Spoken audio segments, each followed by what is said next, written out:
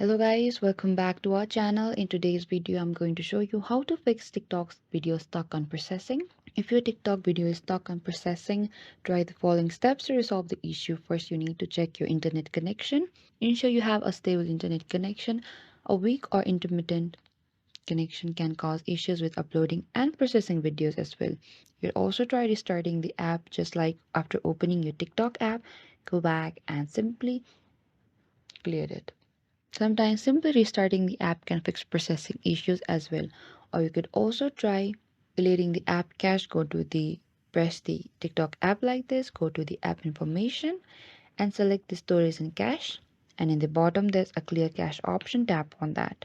Or you can also uninstall and reinstall the app to clear the cache. And you can simply delete and re-upload the video if none of the steps work. You may need to delete the video and try uploading it again. Make sure to wait a few minutes before re-uploading to avoid any temporary processing issue.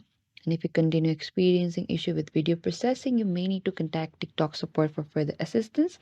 They may be able to provide additional troubleshooting steps or resolve any underlying issues with your account. Thank you for watching this video. I hope I could help you. Don't forget to like, subscribe, and hit the bell notification icon for more upcoming uploads.